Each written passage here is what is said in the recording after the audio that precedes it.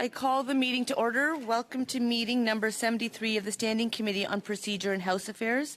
The committee is meeting today to study the main estimates 2023-24. I've just been asked by the clerk to share that sometimes when we're speaking and we have our earpiece in our hand and then it's moving around the microphone, what it does is it causes a feedback loop for the interpreters. And yesterday we had some interpreters who will not be able to provide the service anymore because of the damage that was done. So once again, I'm going to continue reiterating my point that one person speaks at a time, and we be mindful that we are a country with 2 official languages, and that we can always strive to do better.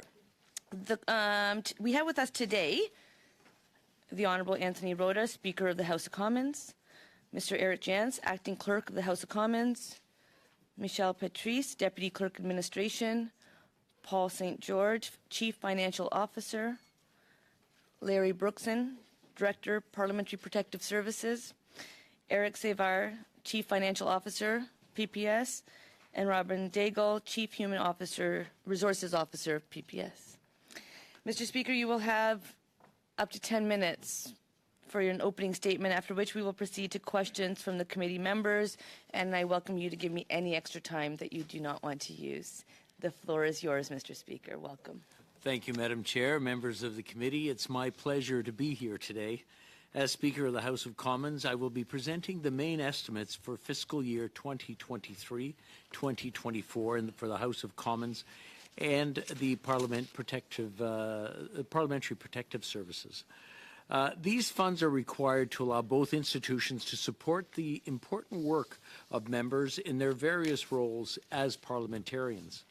I am joined by officials from both organizations. Je suis accompagné aujourd'hui de Eric Jans, greffier intermédiaire de la Chambre des communes, Monsieur Michel Patrice, sous-greffier de l'administration, Paul Saint-Georges, dirigeant principal des finances. Monsieur le Président, on arrête pour 1 seconde parce que je comprends.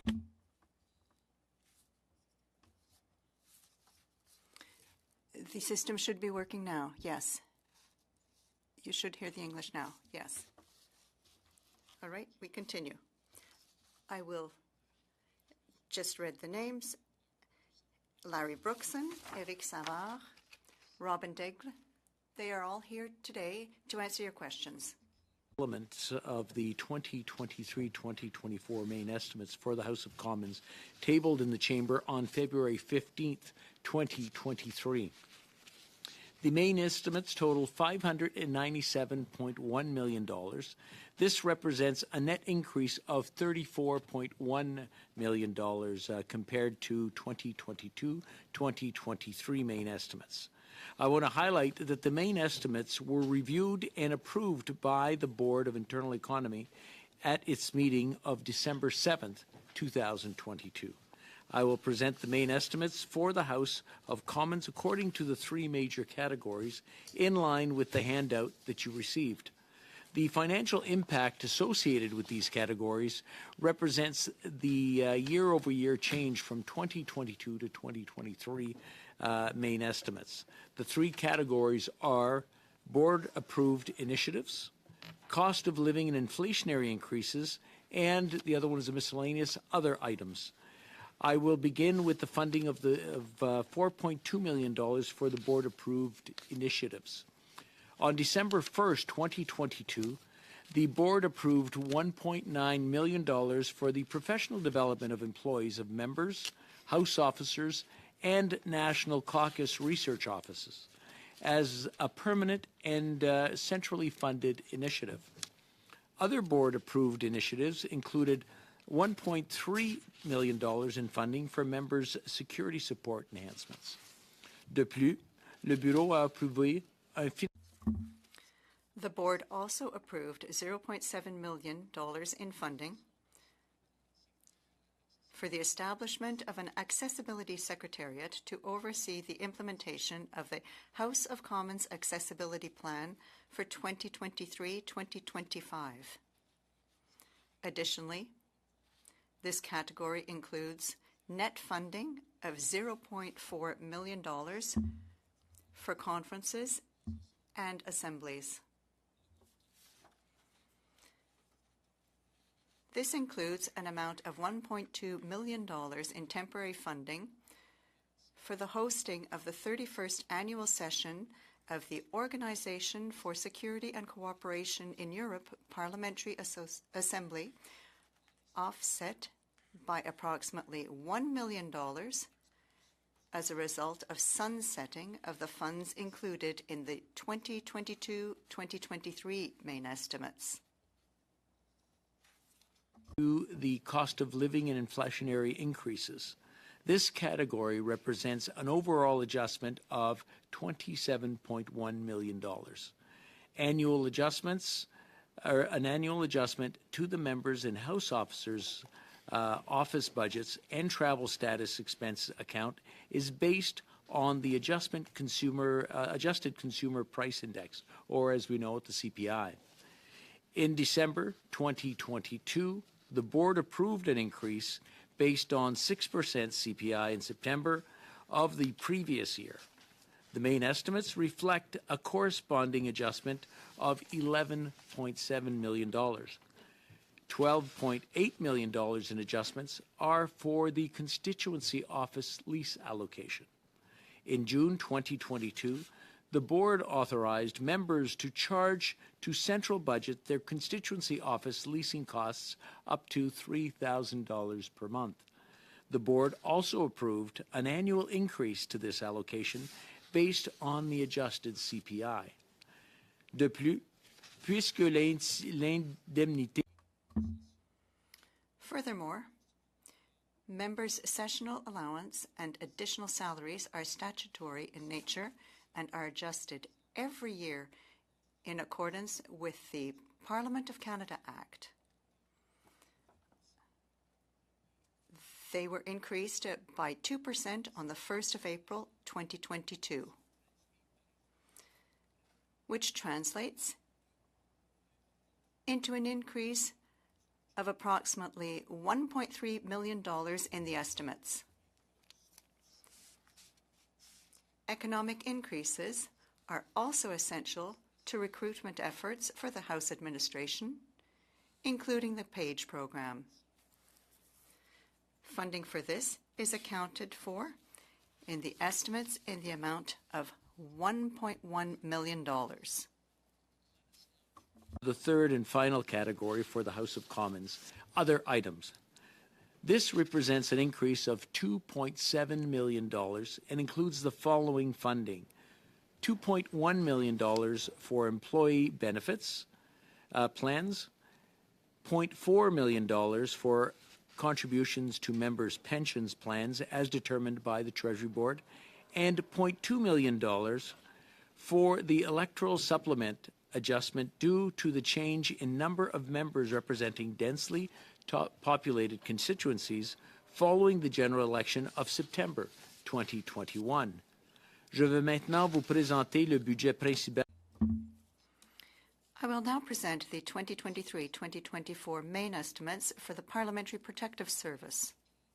2024 fiscal year, the service requests an increase of 2.9% over the 2022-2023 estimates budget, for a total increase of $4 million.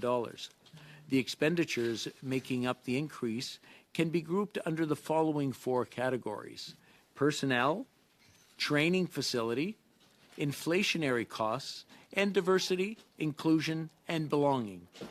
Tout d'abord, notons que le service de protection par.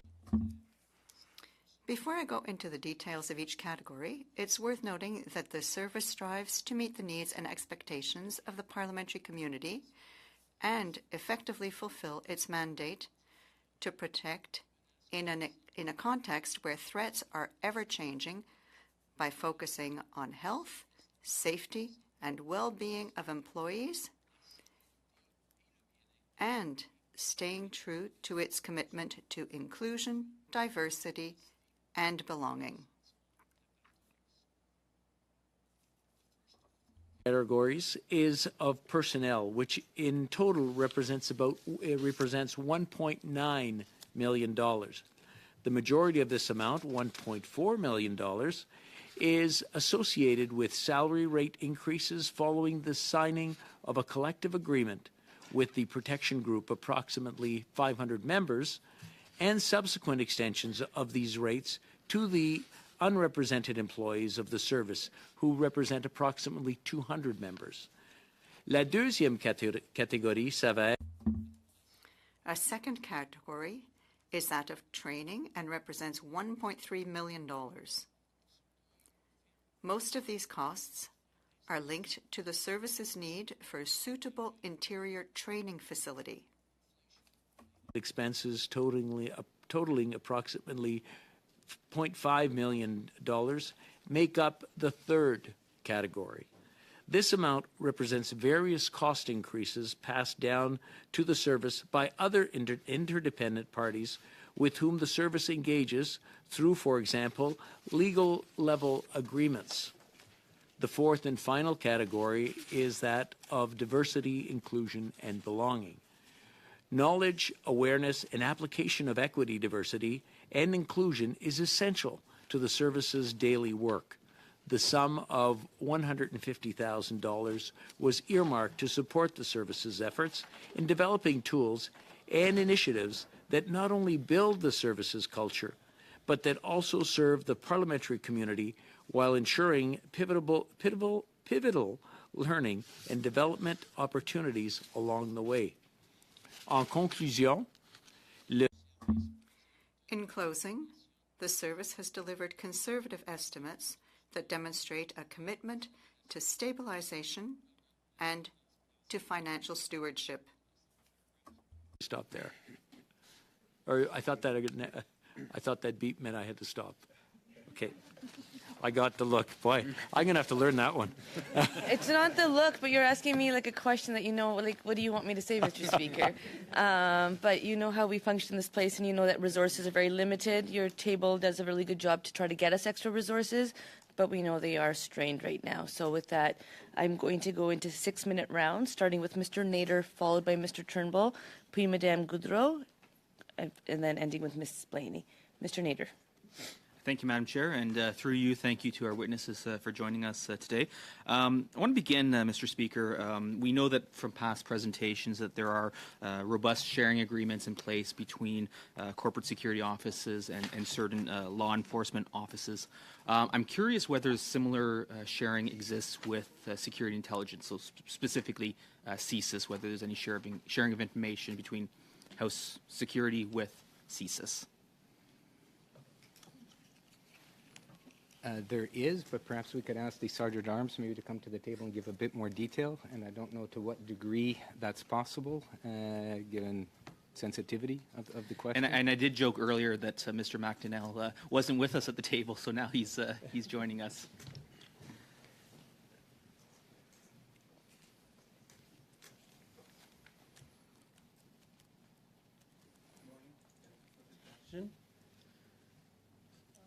Good morning, and thank you for the question. Through you, Madam Chair, yes, there is an agreement in place with CSIS. Thank you. And was the now famous Chong memo from July 2021 ever shared with the House of Commons?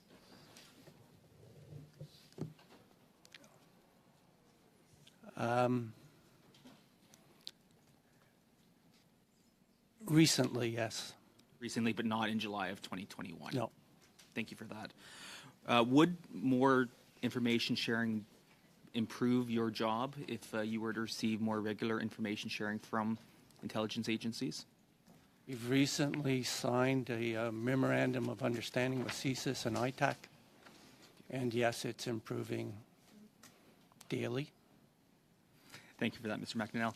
I want to move on. This summer, Parliament will be hosting the annual session of the OSCE Parliamentary Assembly, of which both Russia and Belarus are members.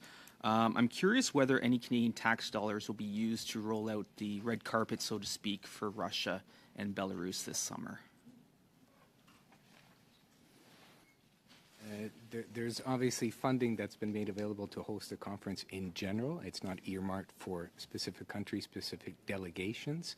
I guess The challenge for all delegates participating in any conference in Canada is whether they can receive those countries that have a requirement to receive a visa to enter Canada to participate in said conference. Provided that the current government provides visas to the representatives from Belarus and Russia, they will be attending. That would be my understanding, yes. Thank you, Mr. Jantz. I believe we'd have to have the Minister of Immigration in to answer that question. Thank you for that, Mr. Speaker. I want to follow up. Currently, obviously, we are between permanent clerks, currently where you have the wonderful services of our acting clerk, Mr. Jantz. One of the challenges we had with the appointment of the previous permanent clerk, the then House Leader failed to consult with the then Speaker about that appointment and also with the opposition parties. So I'm curious, Mr. Speaker, from your current experience, whether the government has consulted you yet on the permanent process to replace the clerk. I know there's been talk of putting the process in place, but no, there hasn't been anything that I'm aware of, or there's been no consultation as of yet on the actual replacement. Mr. Jantz is doing an excellent job, and I really can't. My understanding in speaking to the government House Leader is that they are putting thought into it, and they want to come up with a process that is transparent and will function well. And I'm looking forward to seeing more information on that. And I would just follow up on that. Would you expect that opposition parties and yourself as Speaker be consulted as part of that process? I mean, I can tell you what I'd like, but I can't tell you, yes, I would like everyone to be consulted. Again, the more transparent it is, I think the more acceptable it becomes a process of. Appreciate that for sure. Following up then, we also have an acting, we do not currently have a permanent law clerk. We haven't had for almost a year. Given where we are right now with a minority parliament, given the fact that we have had a significant question of privilege come before us, I'm curious, both Mr. Speaker and Mr. Jantz, what engagement you may have had thus far from the government on the appointment of a permanent law clerk. From what I understand, the process is being looked at, but again, it hasn't been put into place. I would hope that we have a permanent position in place, hopefully as soon as possible, and we'll see where that goes as well.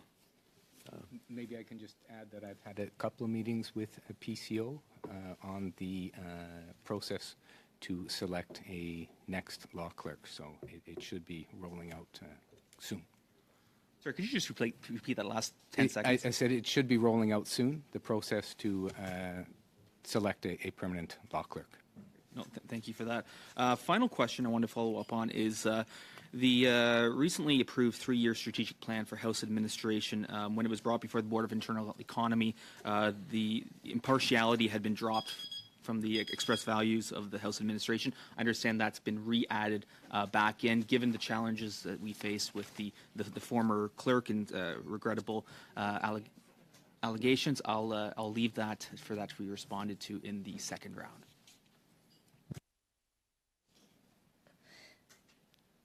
Mr. Turnbull. Thanks, Madam Chair, and thanks to all the witnesses for being here today. I just want to start by saying how much we appreciate your leadership and your ongoing commitment to serve our country, and you're doing such a fine job in everything that you do, and I really appreciate your time today and all of your efforts. I have 3 sort of different areas that I'd like to ask questions about that have been topics that we've discussed at this committee. One, I'll just name them, is the security of our parliamentary precinct. Another is the resources for hybrid proceedings. And another is cybersecurity. So those are the 3 topics I hope to cover in my limited time. So this committee did I think a really important study on the parliamentary precinct and with regards to the security for members of parliament. We identified through lots of witness testimony and a great report that recommended that Wellington Street remain closed. We, witnesses came before this committee and they were almost unanimous. There was a few people, but very limited number, that didn't agree with this. So the vast majority of witnesses said, well, Wellington Street runs right through the heart of the precinct, and it creates some real vulnerabilities for PPS to be able to secure the precinct and provide optimum security. And so I want to ask a question about, is PPS being inhibited in fulfilling its role in ensuring our security by Wellington Street having been reopened? Through you, Madam Chair. Mr. Turnbull, it's not impeded. It's just the service is extremely agile and functions in a way to ensure the safety and security of and delivering our mandate based on the parameters that we currently have in front of us. I can tell you that outside of the ownership aspect for Wellington Street, the service, there has been quite a bit of advancement on some of the other pieces specific to increasing the value of the partnership between the service and the POJ. So that work is advancing. I also understand that the governance piece of Wellington is, there's a meeting this Thursday, so I anticipate to get additional information as to where that might be with respect to the ownership piece. Mr. Brookson, just as a follow-up to that, and thank you for that response, would it make PPS's life and job easier if Wellington Street had remained closed? Through you, Madam Chair. So the position of the service in supporting both administrations has not shifted on how it recognizes the risk and the vulnerability to the current openness of Wellington Street. I know that in this committee before you had said that your response time or the response time of the Ottawa Police Service is a lot slower than what PPS's would be. Is that still the case? Through you, Madam Chair. So it's just important to understand the two respective roles and responsibilities of both those pieces. So the service will always have an immediate response within the precinct. I can tell you that there's been leaps and bounds of advancement, particularly with the new chief, Mr. Eric Stubbs, on the willingness and the work that's been done to strike out what the POJ's role is going to be in producing the service. Now, and this speaks back to even out of the Justice Rollo report, and we talked about a layered approach. That layered approach exists. It doesn't exist if the service is not recognized as playing an integral role of that layered security. Thank you for that. I obviously am still hoping that Wellington Street will eventually close and that we will have land transfer and that Parliamentary Protective Service will have jurisdiction over Wellington Street, thereby increasing its ability to optimize security for members of Parliament. So that's where I stand on it. I think I've been very clear on that. So I'll leave it at that. But in terms of resources, Mr. Speaker, the resources for holding hybrid proceedings have obviously increased during the pandemic, and I think we've increased our capacity to be able to offer those hybrid proceedings, which is good. I think members of Parliament all want to have that flexibility, and this committee did some important work at multiple stages on ensuring that we send a strong signal that we want to keep those hybrid proceedings. We still have meetings, caucus meetings, etc., other events on the Hill and things where we can't always secure the adequate resources. So is there additional resources within the main estimates that are going to allow for more proceedings to have the hybrid capabilities? Through you, Madam Chair, it's a very good question. Currently, the major capacity issues are with the Translation Bureau, which do not fall under the jurisdiction of the House. To assist, one thing the House has been doing in close collaboration with the Translation Bureau is developing remote simultaneous interpretation. And that's in the testing phase right now. We're hoping that that could, in turn, lead to an increase in capacity for interpretation services to allow more parliamentary events to go forward. I could ask just a follow-up to that. How much extra capacity would that unlock if that is in fact successful? That's a very difficult question to answer because there's so many variables that come into play. I think 8. I think 8 more. From the current 57, we're hoping to bring it up to, by 8. Thank you. Madame Goudreau. Ms. Goudreau, thank you very much, Madam Chair. I'm very pleased to see you again. This is my first full year at this committee. I wasn't here before 2019, but I have the impression that since 2019, there have been so many events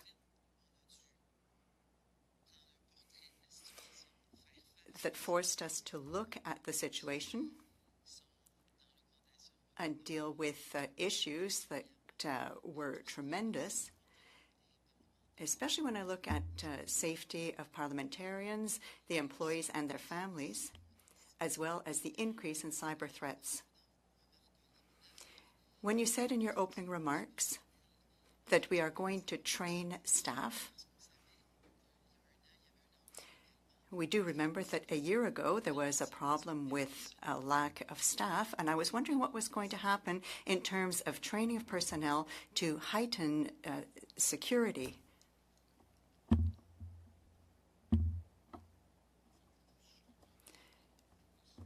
So you're talking about cybersecurity in terms of training of our staff? Is that what you're referring to? I will ask Mr. Obey to answer that question with regard to training. Well, I wanted to hear your views, and that's why I asked the question. Thank you very much. Through you, Madam Chair, I would say that we are always under pressure when it comes to cybersecurity.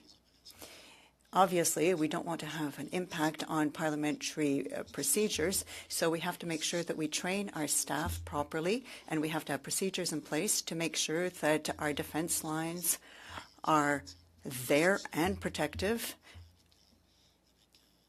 We were recently speaking with a number of agencies. We're working in close cooperation with local agencies, national agencies, and national agencies, international as well, so that we are kept abreast of all developments. That's our approach. So we are doing everything that we can to protect us.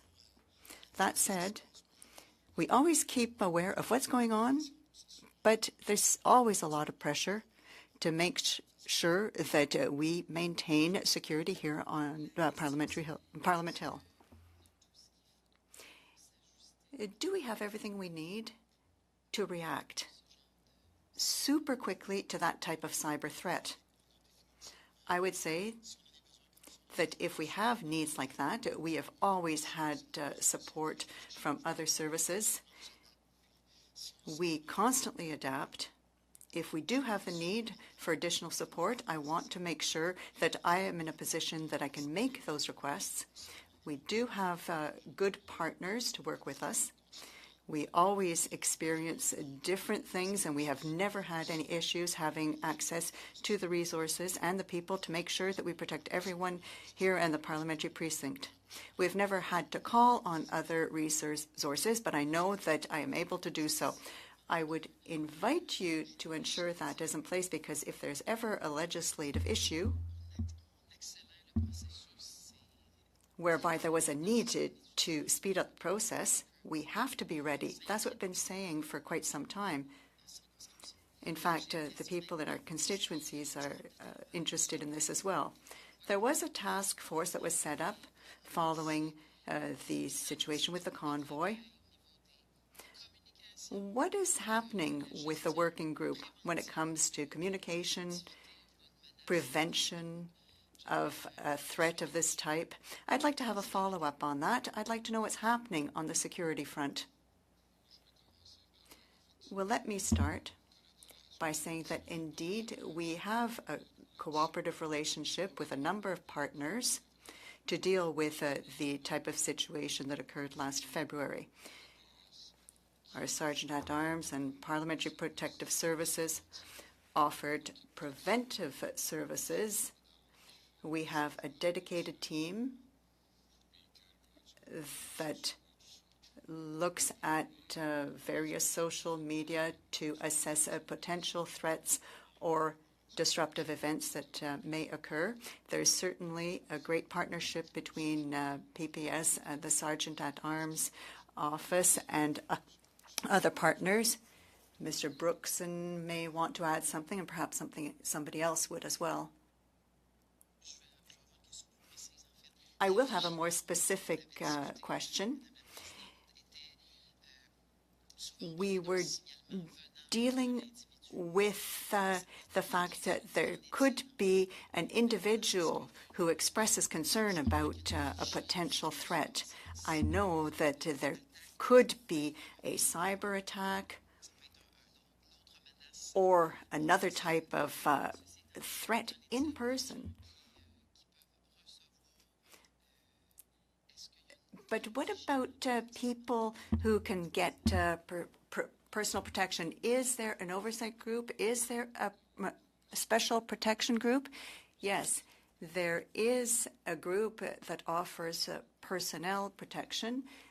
There are members' officers that can call the Sergeant-at-Arms office, but there's also this entire question of social media. The Sergeant-at-Arms office is very vigilant, and yes, we can get notices of potential threats from various sources. I'm sorry, I lost some time earlier. I just want to have another 20 seconds to thank you. I do notice the difference that all of your work has made, be it for protection, for oversight, or just being present. Thank you very much. It's important to mention it. Thank you very much. We'll give you 2 minutes next round. Ms. Blaney. Well, thank you, Chair. I like your tone today. It's great to see. And thank you to all the witnesses for being here today. I have a few questions. The first one is around security concerns for members of Parliament. We know that there has been a significant change since the pandemic, and I guess what I'm wondering about is, do you have the capacity and the resources to respond to that change? What changes are you noticing? And one of the things that I've seen very clearly is there's a fairly clear protocol about how to support and protect members of Parliament and the people who work in the precinct, but things have also changed in the constituency. So I'm just wondering, these are particular challenges. Do you have the resources, and is there any growing concerns in this area?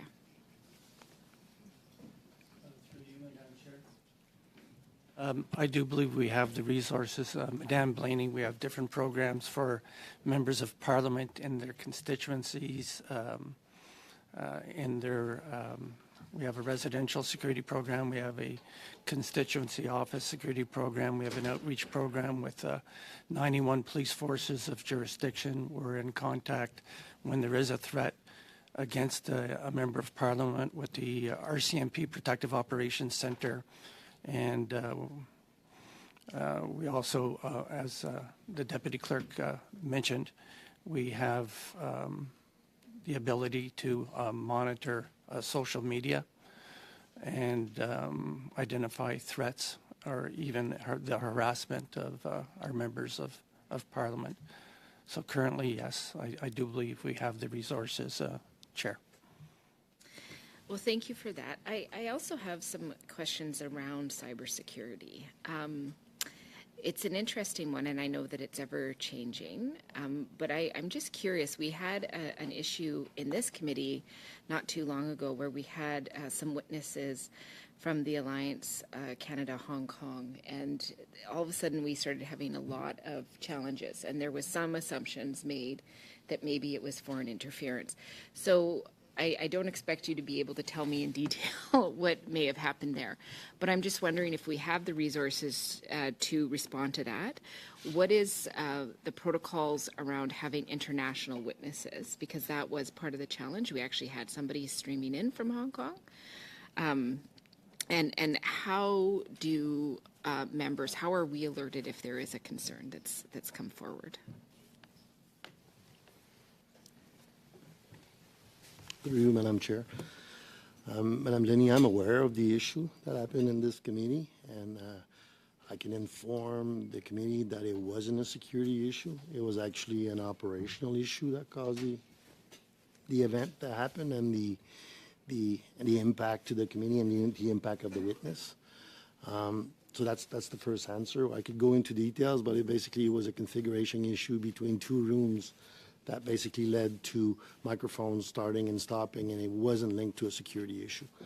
Our systems in room are completely isolated from these type of events, so that these type of events don't happen through the internet and through the possible risk of remote participants. Now you're asking our members. Our members are well protected when they travel. We provide the proper infrastructure, the proper tools for them to actually participate and do their jobs abroad when traveling. Having said that, when there's witnesses, I can't secure their device or their environment, but we certainly secure the connectivity back from that participants to the House of Commons to ensure that we are secured. So the environment has been configured and planned and assessed by our people, security partners, and national security partners to ensure that these types of events don't happen. I'm not saying that we're not exposed, but we've certainly done what we needed to do to minimize threats and risk and to protect these environments. Thank you. My next question is around interpretation. Of course, one of the important things that we've done in this place is to expand the ability of interpretation for some Indigenous languages. And I know this has been an interesting process for us to go through, but we've also heard some concerns from some of our members who do use different Indigenous languages to communicate in terms of that information being interpreted into English, and then it goes from English to French.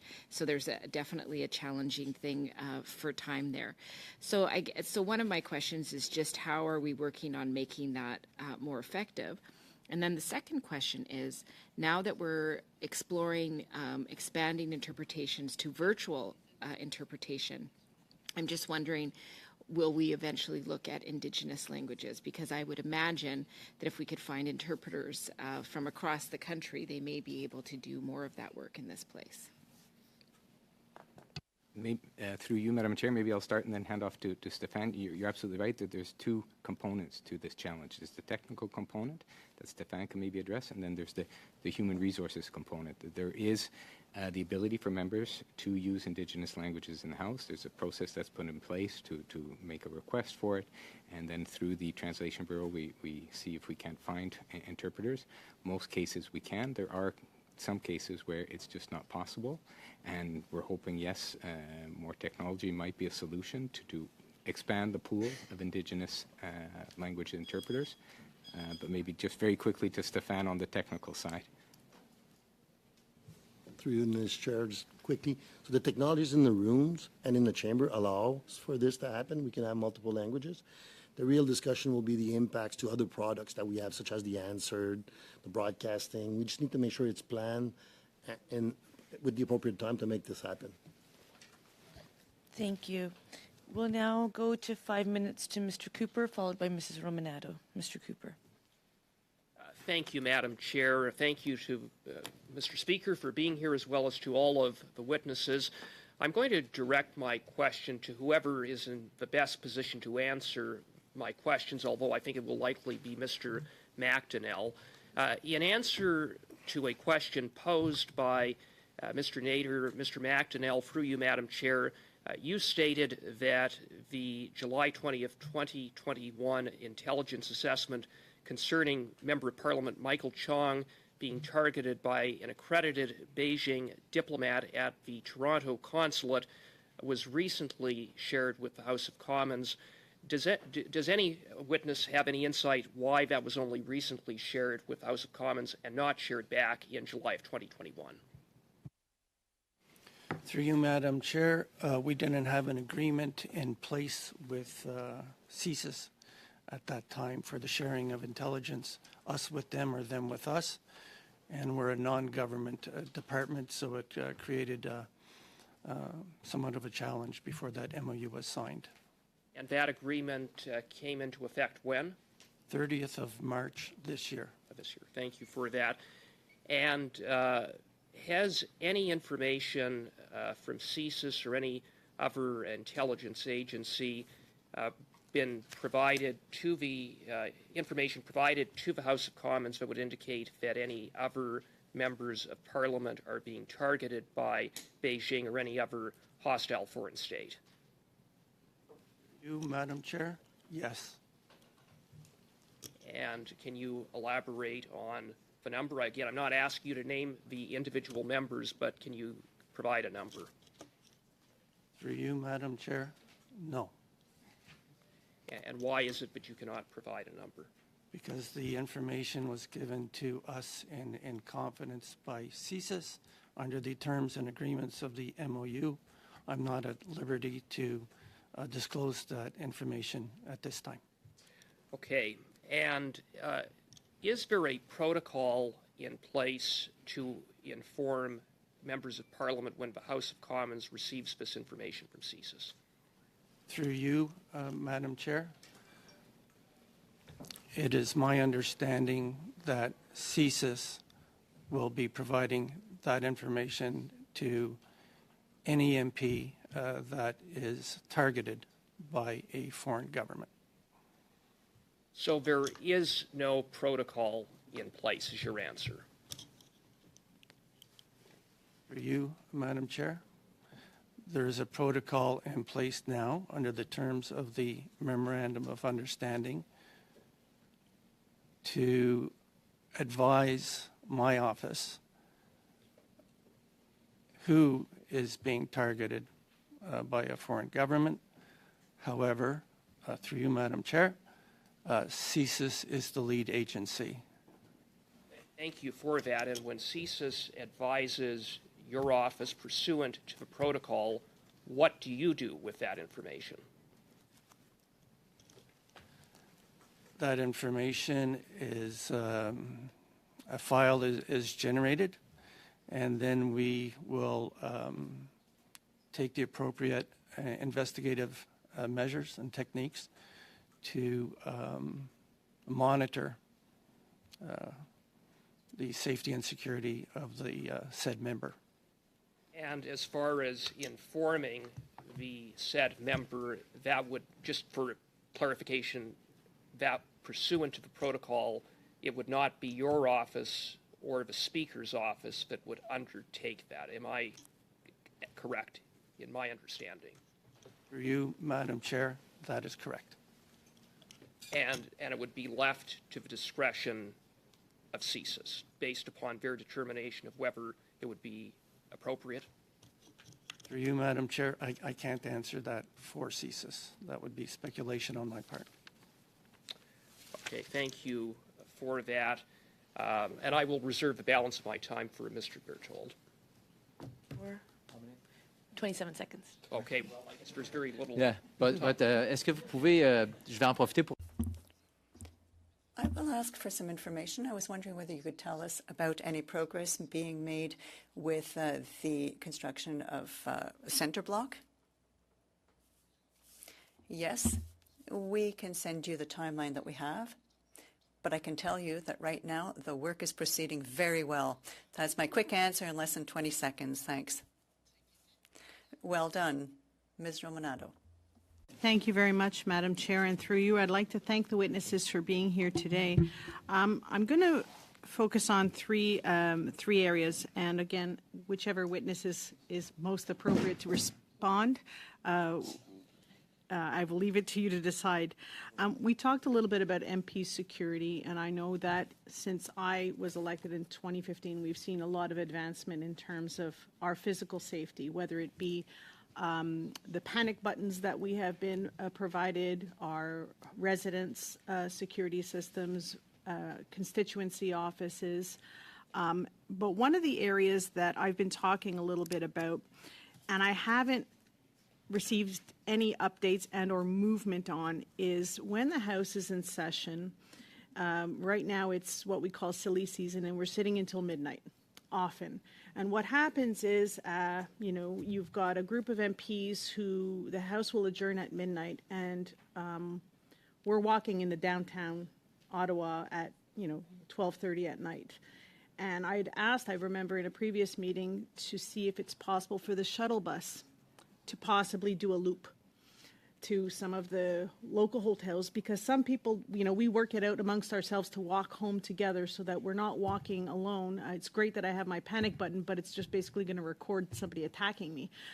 So is there a possibility of looking into the shuttle service?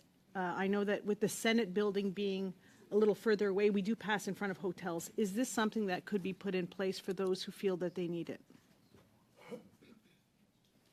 It's a very good suggestion, and it's something that would be very feasible.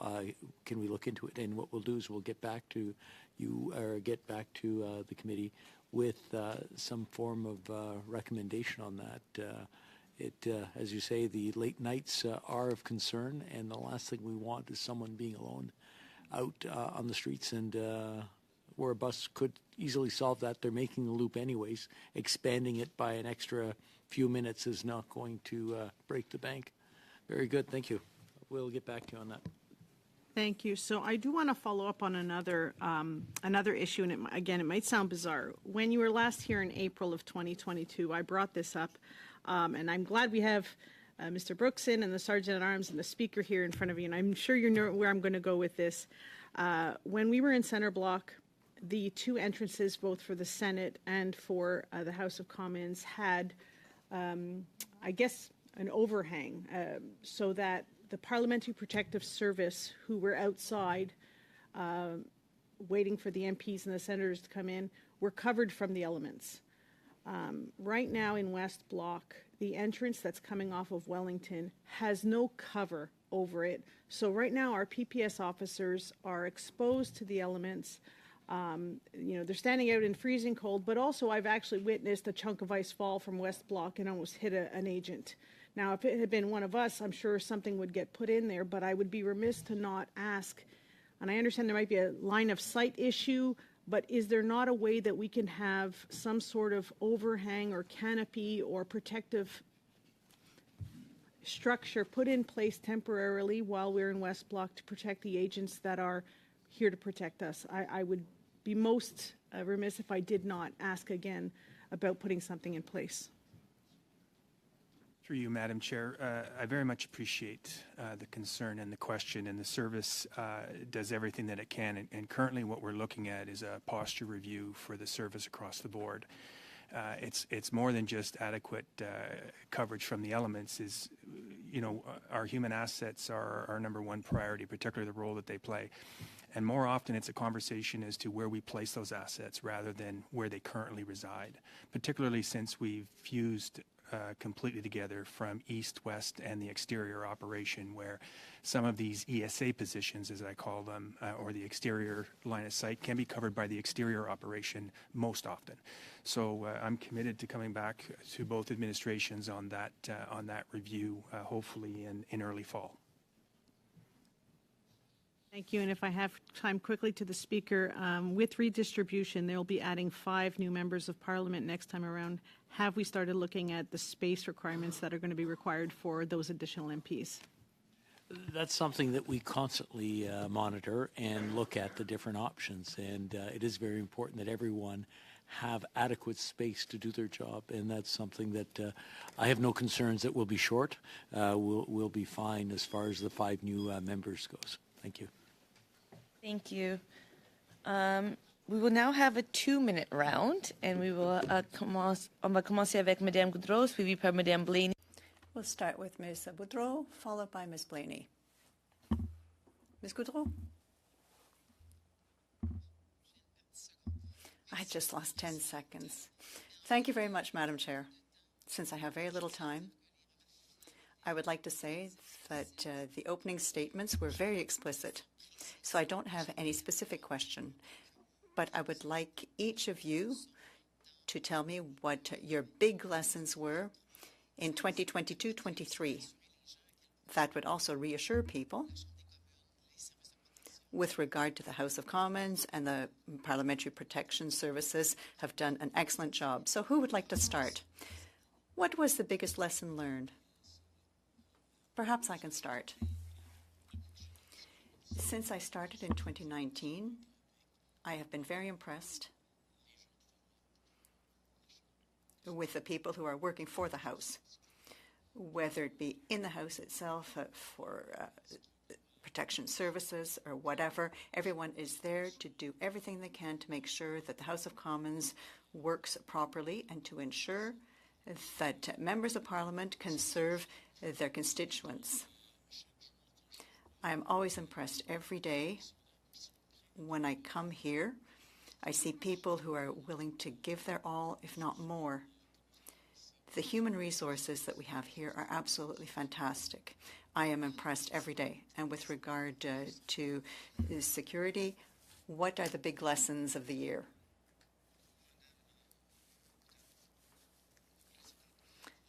Well, through you, Madam Chair, I'm of the view that we can always do better. And we always have to look at ways to improve our services. Thank you very much. That really resonated. Thank you very much, Ms. Goudreau. Ms. Blaney. And as always, everything through the chair. I guess my question is, we are a couple of years now into hybrid parliament, and the system has been very beneficial to MPs who need to be in their riding during sitting weeks for various reasons. So I have two questions. One of them is, if there is any reflections on the change, because now we see a lot more MPs actually physically back in Parliament. So now that we have the majority of MPs here, is there any changes to the hybrid system? And then the other question I have is I know that several of the MPs of this place live in rural and remote and northern regions where internet connectivity can be a fairly significant challenge. And I'm just wondering, has the House administration considered any efforts to help them improve that connectivity? And is there any particular regions in Canada where the concern around connectivity is something we should be thinking of during this time? Through you, Madam Chair, maybe I'll take the first question and the second one for Stéphane. In terms of changes, you're absolutely right, both in the Chamber and in committees. The vast majority of members are now in person, where a couple of years ago it was the dead opposite.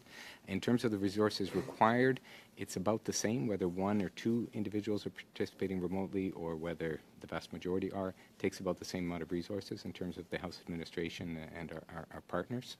And maybe I'll turn it over to Stéphane in terms of the connectivity challenge, especially for those in rural areas. Thank you. Through you, Madam Chair.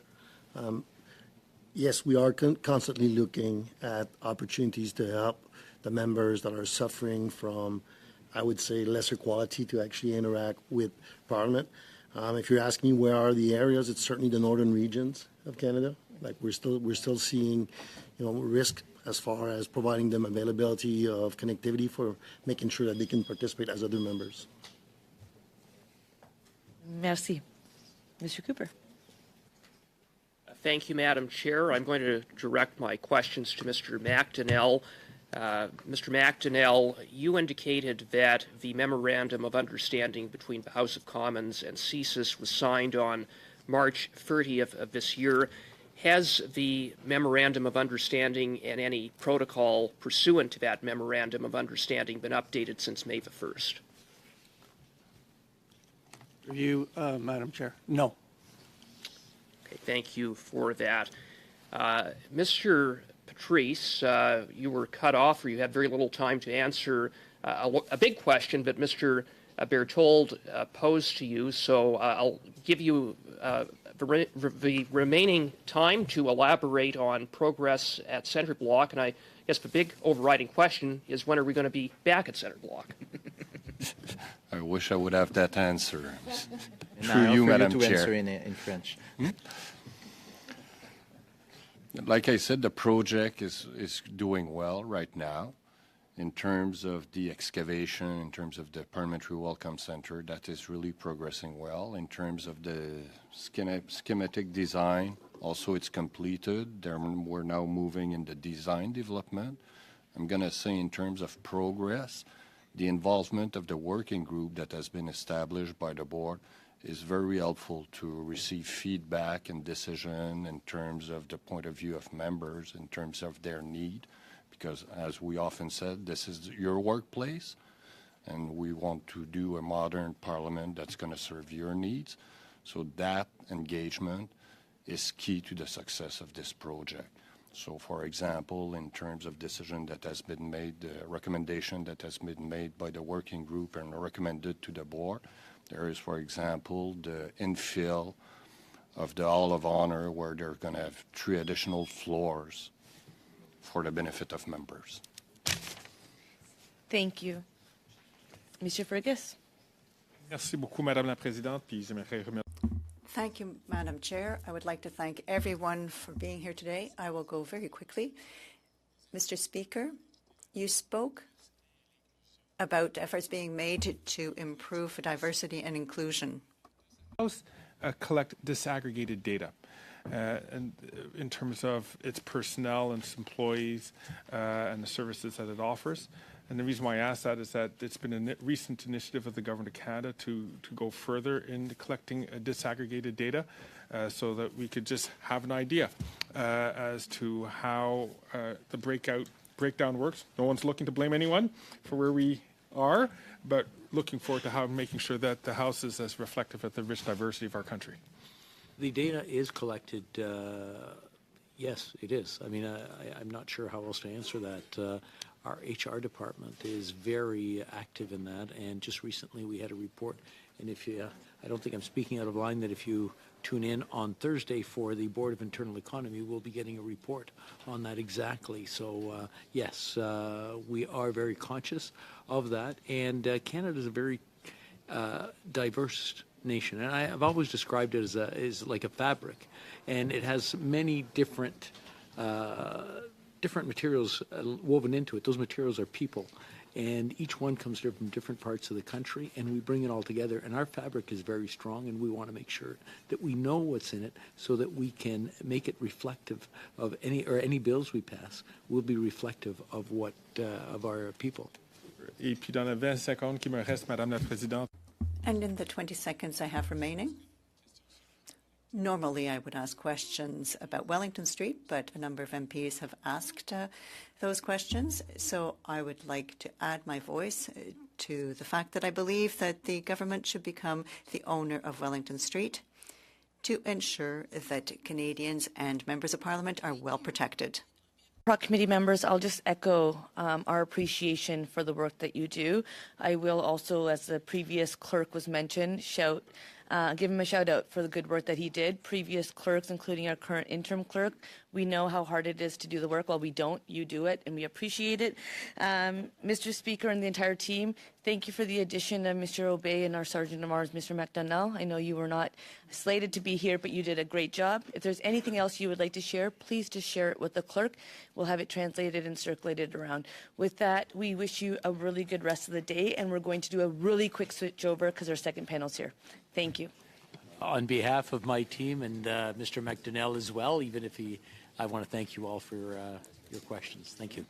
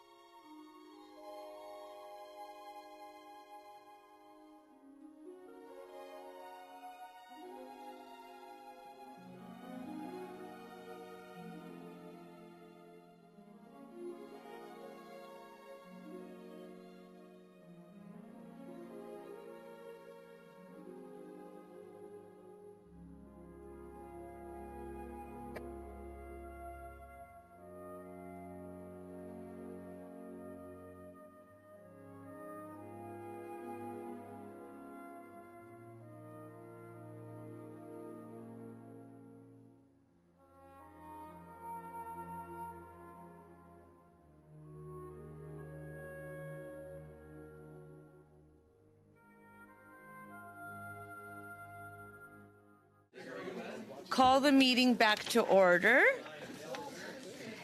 We, in our next panel, Madame Gaudreau, on commence. Le ministre LeBlanc, on commence.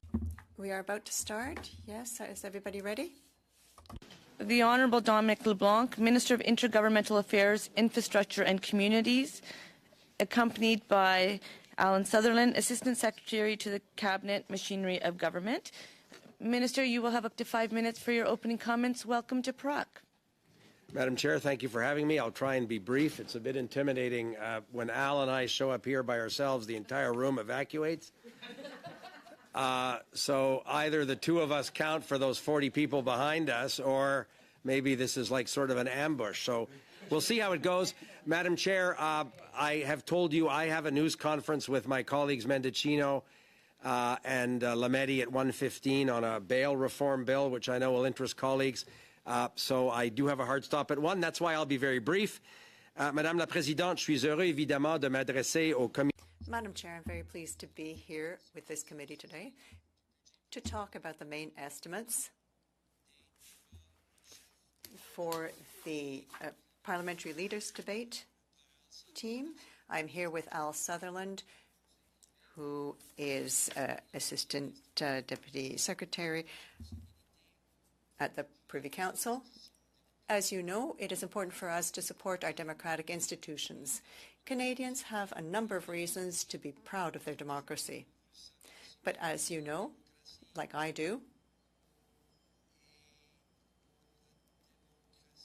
democracy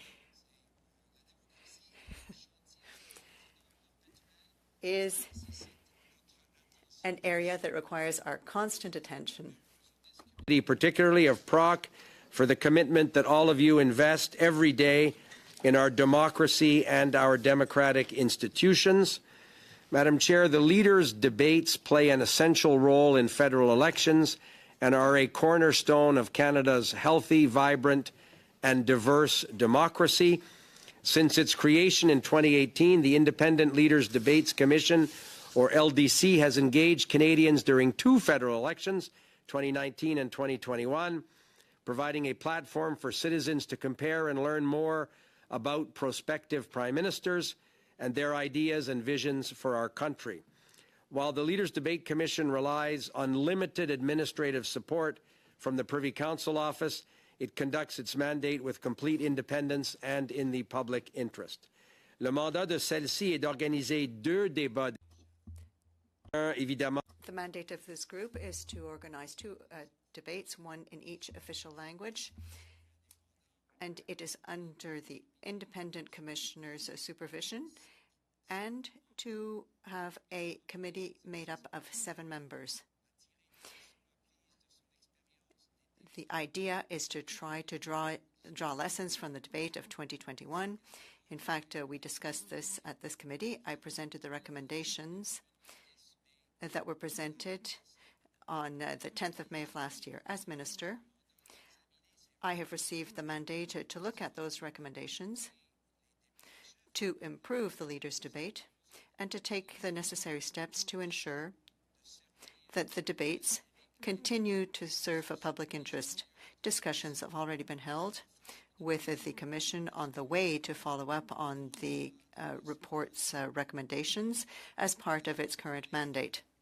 Johnston stepped down as Debates Commissioner in March of this year to take up his appointment as Independent Special Rapporteur on Foreign Interference. I want to express on behalf of the government my gratitude, and on behalf of all Canadians, for Mr. Johnston's leadership, knowledge, experience that he brought to the Commission and continues to serve in ways that strengthen our democracy. The government intends, of course, to appoint a new commissioner. I'll have more to say about the timing of that in the coming weeks, but we would obviously welcome suggestions from members of this committee, from other parliamentarians, as to who could serve in this important role. And in the meantime, the Commission continues its work to prepare for the next set of debates. Very briefly, Madam Chair, the subject of the appearance, of course, is the main estimates for 23-24 on the Leaders Debates Commission. As you will note, there's an amount of $3,453,736 for the commission. The commission will have access to $596,814 in this fiscal year. This is to fund its ongoing operations, including the salaries. There's one full-time employee, I believe, and 3 others part-time. The remaining $2,856,922 remain as a frozen allotment in the event, of course, in a minority government that there should be an election. So, Madam Chair, I know that that was of huge interest to colleagues, and I'll be happy to address precise questions on those financial numbers. Thank you, Minister. We will start with 6-minute rounds, starting with Mr. Cooper, followed by Mrs. Sahota, et puis Madame Goudreau, and then Mrs. Blaney. Mr. Cooper. Thank you very much, Madam Chair. Thank you, Minister, for being here. Minister, through you, Madam Chair, on May 3rd, days after the Globe and Mail broke the news that Michael Chong's family was being targeted by a Beijing diplomat, the Prime Minister told reporters that he has directed Canada's intelligence agencies that they must immediately inform MPs of any threats against them, regardless of how serious or credible those threats are deemed to be. Has any order in Council or ministerial directive been issued to CSIS regarding these new instructions? Madam Chair, through you to Mr. Cooper, thank you for the question. Obviously, I have been in a number of meetings with the Public Safety Minister, the Prime Minister, and other officials as the agencies put into effect this public directive that the Prime Minister shared. I believe my colleague, the Minister of Public Safety, who has obviously legislative responsibility for CSIS, is in the process of finalizing what would be that ministerial directive. But operationally, I can tell you from the meetings I've been in, CSIS is very much in a position to implement that and is contacting parliamentarians on an ongoing basis. Thank you, Minister, for that. We know that Member of Parliament Michael Chong was kept in the dark about the fact that his family was being targeted by an accredited Beijing diplomat, that he learned about it for the first time upon taking a call from a reporter from the Globe and Mail, which is completely unacceptable. So how many other MPs have been left in the dark by your government who are being targeted by Beijing or other hostile foreign states? So, Madam Chair, I share certainly Mr. Cooper's sense that the circumstances around Mr. Chong were unacceptable. That's why we have made the appropriate changes to ensure that a circumstance like that doesn't happen again.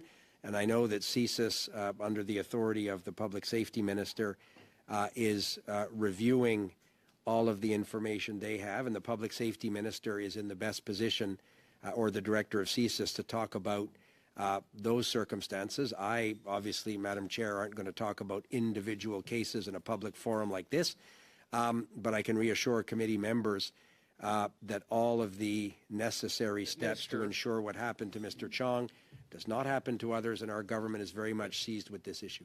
Minister, earlier I posed a question to the Sergeant at Arms, and he indicated in answer to my question that he is aware of other members of Parliament who have been targeted or are being targeted by Beijing or other hostile foreign states.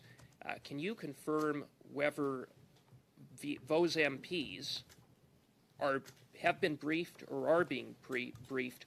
Can you provide that assurance and an update in that regard?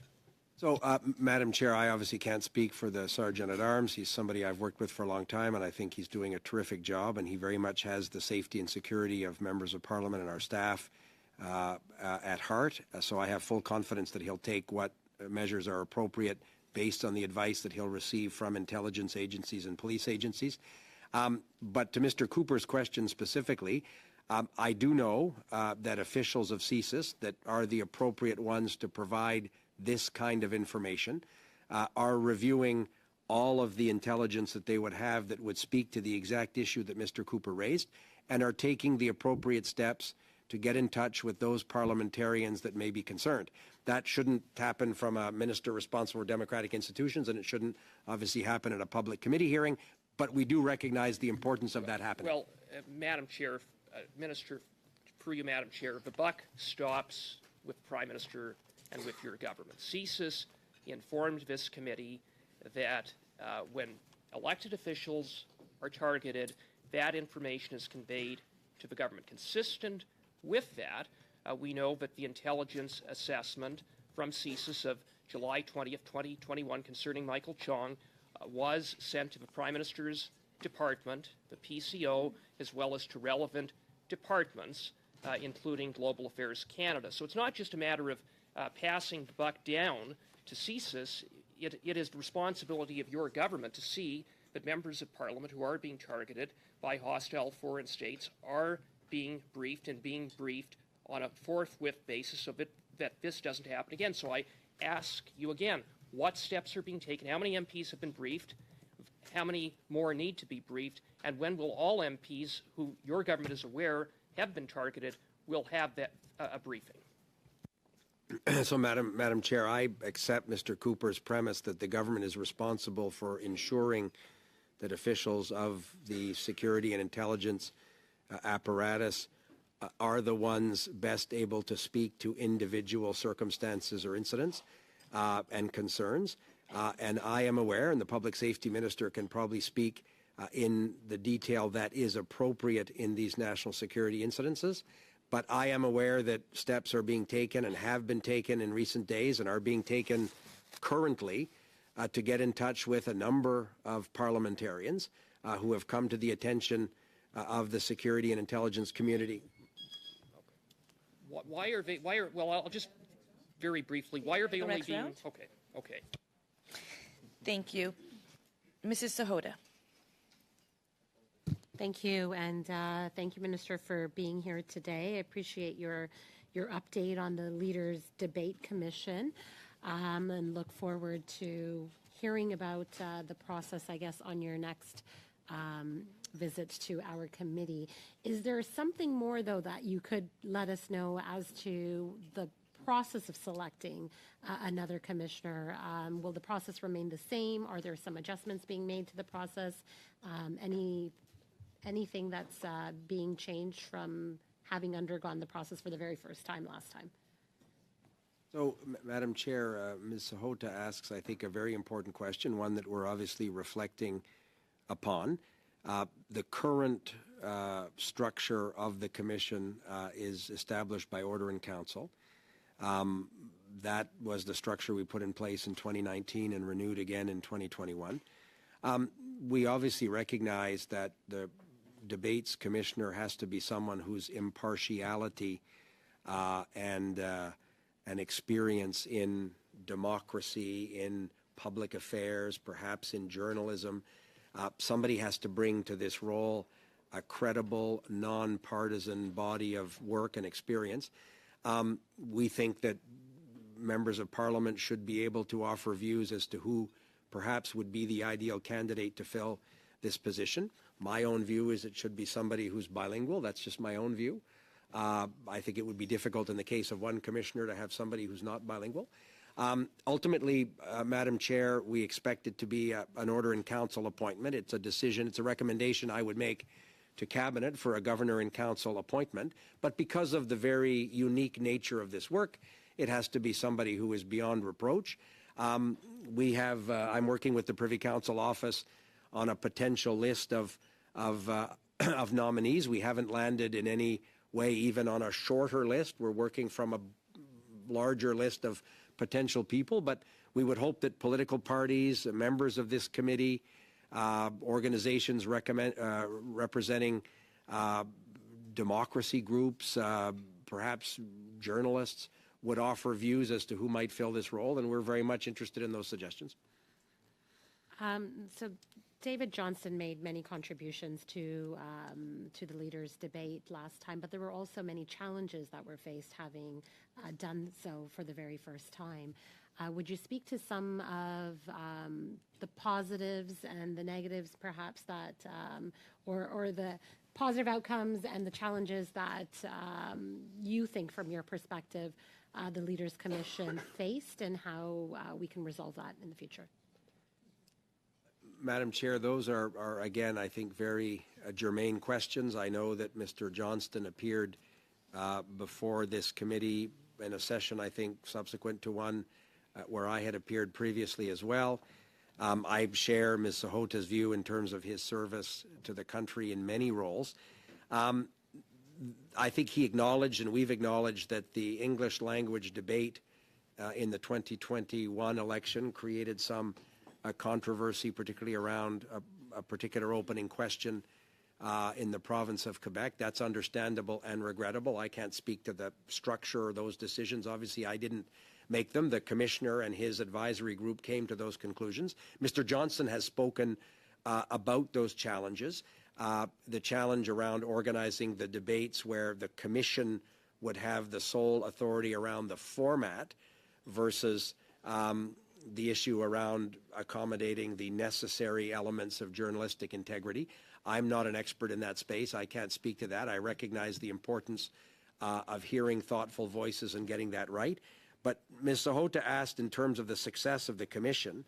I think that one metric might be the 10 million Canadians that tuned in to watch the 44th general election English language debate, the 4 million Canadians that watched the French language debate. The English language and French language debates were distributed on 36 television networks, 4 national radio networks, 150 digital streams. The debates were provided in 16 languages, including 6 indigenous languages. So that's one of the principal reasons why we think the Commission has a role to play. It's because it makes those debates accessible to the widest variety, the widest group of people possible. We've seen in previous elections, Television Network X, Monk School of Public Affairs Y, University Z decides to organize a debate. That's great. Some leaders may go, some won't go. But in terms of allowing networks, digital service providers, the greatest access to a neutral, professional, thoughtful debate amongst people who seek to serve as Prime Minister of Canada, we think the Commission has an important role to play. 38 seconds. Well, I'm just going to leave you with a question. I don't think there'll be time to answer it, but there's been a lot of talk about foreign interference. However, I do think for your portfolio, disinformation, misinformation, and even domestic interference is a huge issue. We know consultations are happening for a foreign agents registry from public safety. And if at any point you could maybe give us some thoughts as to what other measures you may take in order to counteract, all of the threats that we face internally as well, on social media, with the emergence of AI being used so readily as well. Thank you. Madame Goudreau. Merci beaucoup. Ms. Goudreau, thank you very much, Madam Chair. So let's continue in this vein. When organizing a debate, when you refer to that and look around us, be it the US, the UK, even in France, the biggest television networks deal with a reporter to make sure that everything remains impartial. Because here in Canada, we use CBC, Radio-Canada reporters. What is the objective? I don't want to hear about impartiality. It's a question of having experts, a structure, funds. When we have millions of people watching and we could avoid what happened at the last debate. Well, Madam Chair, Ms. Goudreau is entirely correct. I noted this, like a lot of colleagues did, and we dealt with the very legitimate concerns that were raised about the English leaders' debate for the last election. I agree with you, but the decision to have X structure and somebody else to be moderator was not my decision. You have to give the right to decide to those people who are in a better position. I agree with your principle that if the Commission finds the reporter who has a great deal of experience, well accepted by the colleagues, even if they don't work for the same network. You referred to Radio-Canada.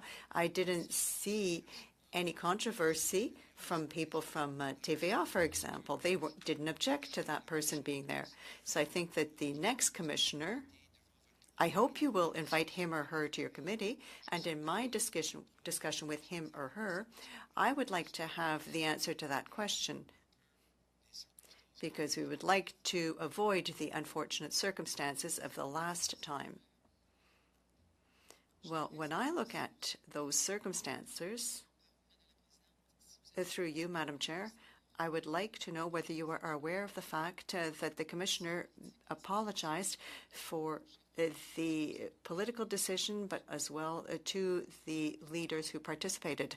Are you aware of any apologies that the Commissioner should have technically made? Well, I did hear Mr. Johnson. I don't want to mislead anyone here, but I do know that through comments that I heard publicly or that my colleagues expressed, that he understood how unfortunate that situation was. Now, I'm not surprised about this. I found this most unfortunate. I didn't understand or hear Mr. Johnston say that he had any difficulty with it. I'm not aware of any details there, but he is a very humble person. In my discussions with him, he was very open to the criticism that was raised, and he wants to correct his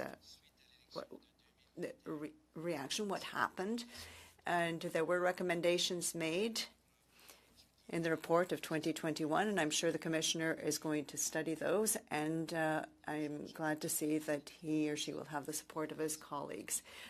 Unfortunately, I don't have that information, and I am not aware of any apologies that were made. So if we are to complete what we are about to do, I think that official public apologies would be more than appreciated.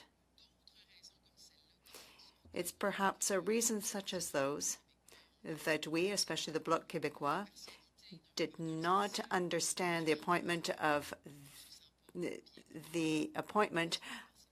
an independent commissioner. Well, I think that we have to look at the role of Mr. Johnson when it comes to an independent rapporteur. But if you're looking at the leaders' debate of 2021, I think that we could find some common ground there. I think that when we suggest another person to fill that duty, he or she will have to look at that difficult situation and recognize that a lot of people, such as from the Bloc Québécois and other political parties, and especially those that our Quebec friends expressed, and we will have to learn some lessons from what happened. Mr. Johnston was doing this voluntarily, but I think the person who accepts this responsibility, well, I can't imagine that he or she won't want to be enlightened by the unfortunate circumstances that occurred. Well, that's all I have to say, and I must say that it's never too late to correct something, and it's never too late for public apologies either. Thank you very much, Madame Goudreau. For your testimony here today. So the two reports following the 2021 and 2019 debates recommended the creation of a permanent publicly funded entity to organize the leaders' debates. These reports also recommended that the Commission maintain its permanent capacity in a reduced form between elections. So if these recommendations were accepted, would you want to see some changes to the mandate of a Commission? Well, Madam Chair, through you, Ms. Blaney, thank you for the question. And you're right. We, and Al Sutherland will correct me if I have the technicalities wrong, but we accepted the Commission's suggestion after 2019 to establish it on an ongoing basis. In other words, it wasn't for one election. So the order in council that recreated the Commission was on an ongoing basis. It didn't sunset and allowed the Commission, as I said in my opening remarks, to have some capacity between elections, more complicated in a minority parliament, of course, but to ensure that continuity. With respect to the legislated independence, and I've shared this with Mr. Johnston in my conversations with him previously, I think I may have said it at the committee as well, ideally we would have a legislated structure that would create this. We're in a minority parliament where House time is precious, where changes like this to the Canada Elections Act or other companion legislation are obviously extremely important and sensitive. We didn't want to have a gap around a potential ultimate legislative structure, but we think we can learn from the current structure which exists by virtue of an order in council and exists on an ongoing basis. But we're obviously looking at the recommendations coming out of the 2021 report and would want the new commissioner to quickly be seized of those as well. Okay, so based on that, what would be the necessary budget to allocate to the Commission during the next or during an election period? And I guess the other question is, what would be the annual budget to allocate to the Commission between election periods? So I think, and Madam Chair, it's a very good question. The amount of money allocated in a non-election year to allow the Commission to maintain its bare bones staff, its one full-time person, I believe, and 3 part-time employees, is about $600,000 annually. And there's this frozen allotment of $2.8 million, which is the amount that we believe would be necessary in the context of an election for the Commission to be able to retain the professional services necessary to actually organize the 2 debates. So the amount in an election year would include an additional $2.8 million, and we think $600,000 allows them on an annual basis in a non-election year to continue to do their work, to prepare, to listen to experts, to develop their plans, and obviously the arrival of a new commissioner will be an important step in concrétiser ce travail-là and making sure that that work happens. Al, did you want to add something on the financial numbers for Ms. Blaney? Just to note that in Budget 2021, the Debates Commission was put on a 4-year budget cycle, and that too spoke to the commitment the minister made or mentioned of an ongoing Debates Commission. Put it on a 4-year cycle. It properly reflects the fact that, particularly in a minority government context, an election can occur at any time. That's why there's a frozen allotment, so that the money, when needed, can be drawn on but can't be used otherwise. Okay, so in its May 2022 report, the Commission also recommends that the Commission should select the moderators of debates on the basis of consultations with experts. So I'm just wondering if you can elaborate on the criteria for selecting the experts who would be consulted if this recommendation is accepted, and can you address the considerations that might be used to guide the selection of moderators if this recommendation is accepted? Madam Chair, through you to Ms. Blaney, that is a critical question, and to be honest, I don't have the expertise. I've read obviously the Debate Commission's report. I've had conversations with the previous commissioner, Mr. Johnston. I think that gets to the crux of the issue, and that was the challenge of in whose authority the choice of the moderator, in whose hands does that rest, and how is the public interest of a debate balanced against the journalistic, and I may not be using the exact precise words. I don't pretend to be an expert myself in this space, but as I remember those conversations, there's the obvious importance of respecting the journalistic integrity and independence, and the Commission's independent role in selecting a moderator who would act in the public interest. So they overlap, those two issues clearly overlap, certainly in my mind, in a number of areas, but there are probably important distinctions as between the two. I wouldn't hazard before this committee to improvise an answer. But I think in my recommendation to Cabinet of a potential successor to Mr. Johnston as the Debates Commissioner, this person's ability to triage that very question and arrive at an answer that doesn't land in the unfortunate circumstance that we discussed with your colleague previously, Madame Gaudreau. I would want to be assured myself and be able to assure my colleagues that we have found an answer not to the specifics of that question, but to a process that will give the correct answer. We will now, Monsieur Berthold, suivi par Madame Koutraxis. Madame. Mr. Berthold, you have the floor. Thank you very much, Madam Chair. Mr. LeBlanc, I'm sure you agree that we are in a strange situation. We're talking about all sorts of issues because everything is related to the discussions, decisions that were made by Mr. Johnston, and there's also the question of foreign interference that is all related to the Trudeau Foundation. So I was wondering if I could get an honest answer from you here. Do you think that the article that appeared in the Globe and Mail where Mr. Chong was advised of being a target, do you believe that? Yes, I believe that. I think that for a number of months, we've been looking at how we could reinforce the measures. I've been working with all sorts of colleagues from different organizations, but without the Globe and Mail article, you were just saying that for the past few months you have been looking at the situation. So it means that for a number of months you have been aware of the fact that a Conservative member was a target.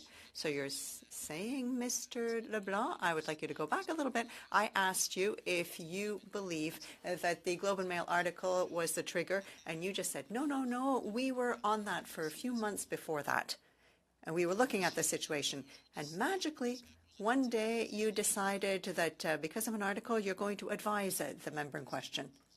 Listen, you asked me a question, and I answered honestly as per your request. Now, perhaps you could tell me now, you were aware of the Beijing influence on a member of parliament? Well, listen, I'm not trying to be difficult with you, Mr. Berthold, but I didn't say that we were informed of the specific circumstances regarding that member of parliament. Without the Globe and Mail article, would that member have been informed?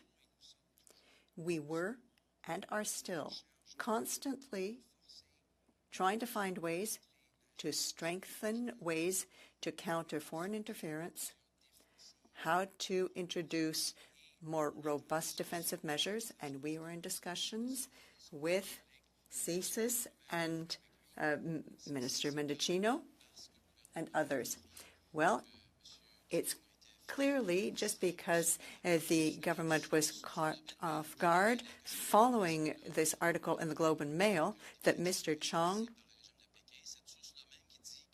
knew that he was targeted, and you're saying that the government knew years ahead of that. Was it a year, 2 years? You mentioned a few months, Mr. LeBlanc. Are you just using willful blindness here or what? No, let me be specific. Don't put words into my mouth. I didn't say that we were aware of the circumstances for a number of months with regard to members of parliament and individuals such as Mr. Chong.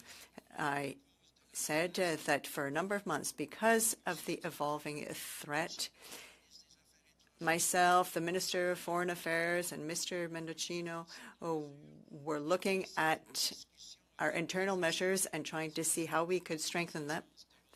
And we worked with members of CSIS and other organizations. I can't imagine that you would be against that. Well, that was my question. When did you learn about this? And why did it take just 1 week between the appearance of the article in Globe and Mail and Mr. Chong being informed? Do you think it is the Globe and Mail article that was the trigger? And you're saying, no, for a number of months we had been looking at foreign interference in our elections. It seems that the government was not wanting to act in Mr. Chong's case. Do you think the foreign interference crisis is now resolved? No, quite the opposite. I think it's becoming more important for us to listen to experts, for us to take all steps necessary to strengthen our democratic institutions. You asked a number of questions in your intervention. You asked why that information was made public. You're not claiming that I gave that information to the Globe and Mail. I can't answer that question. You are asking why it took so long to understand the specific circumstances surrounding Mr. Chong. That's an excellent question.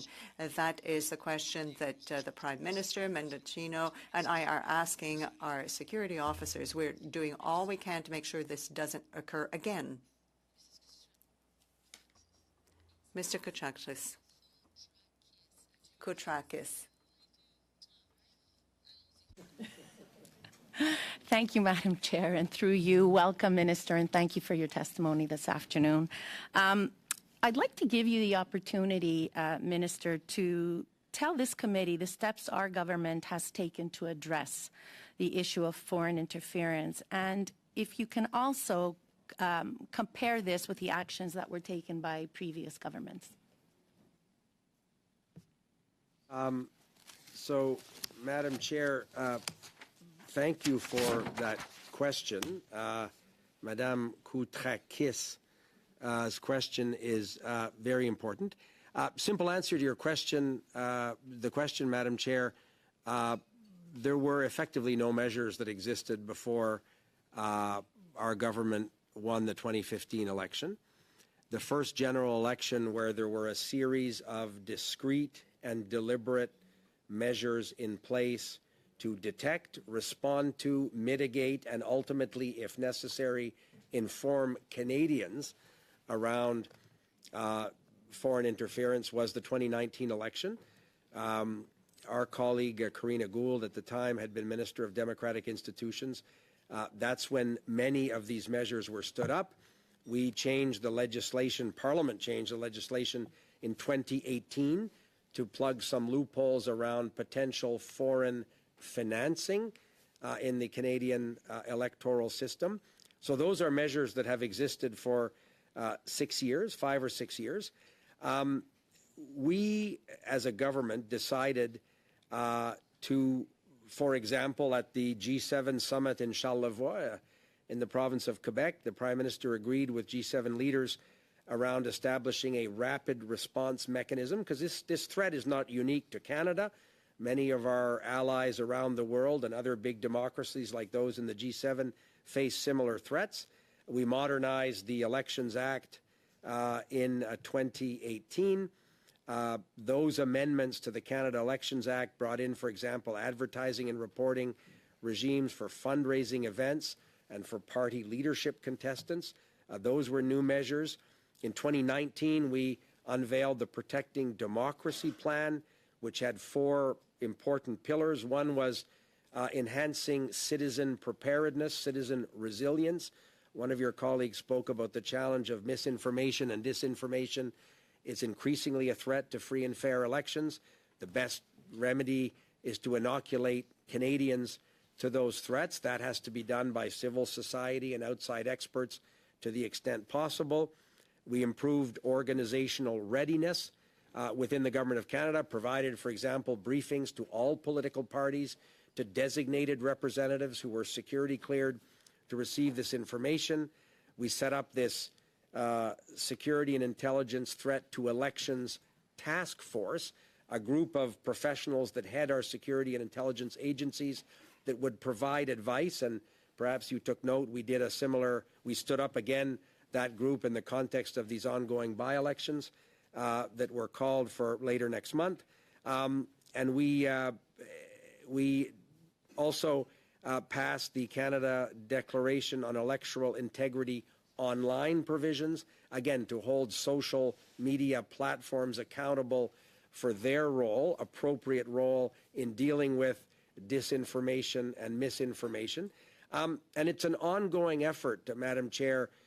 Federal budgets in 2019 added $19.4 million over 4 years. We gave the Canadian Security Establishment, an agency of national defense, $4.2 million over 3 years. We've continually invested in the apparatus necessary to ensure that our security and intelligence community has the tools needed to do the best we can. But we don't pretend that these are perfect answers. And in response to your colleagues' questions, we don't think the job is ever done. If there are ways that we can further strengthen and improve these measures, the threat continues to evolve. We can learn from other countries. So we're very much on the hunt for good ideas and better practices, and we're continually looking for ways to improve what we think is a considerable body of work that we've done to date. Do I have time for a short one? 20 seconds. 20 seconds. Just quickly, what is the government doing to strengthen communities and populations most at risk to disinformation? That's a very, very good question. A lot of it speaks to diaspora communities in Canada. Many of these communities are targeted in languages other than English and French. And we think preparing citizen resiliency is probably the best approach, including in those communities. Thank you so much. Madame Goudreau. Merci beaucoup. Thank you, Madam Chair. A number of my questions have been answered. But obviously, humans are never entirely satisfied, so we are still very concerned about certain things, and it doesn't take 20 years in politics to understand that you can look at all sorts of things that need to be improved. Well, I've been saying for the past few months that when we're talking about nonpartisans and specific interests, I'm not looking for power here. I'm going to be looking for it in Quebec later. But given the surveys that have been conducted, I have concerns about the upcoming elections. 1 in 5 voters clearly said that they no longer have any confidence in our electoral system.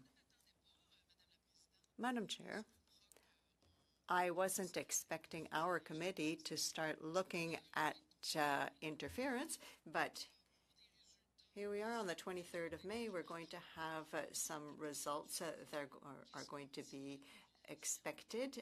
And what do we tell the populace meanwhile? So we do have the opportunity to say to Canadians, listen, have confidence in us, and this is what we are trying to correct.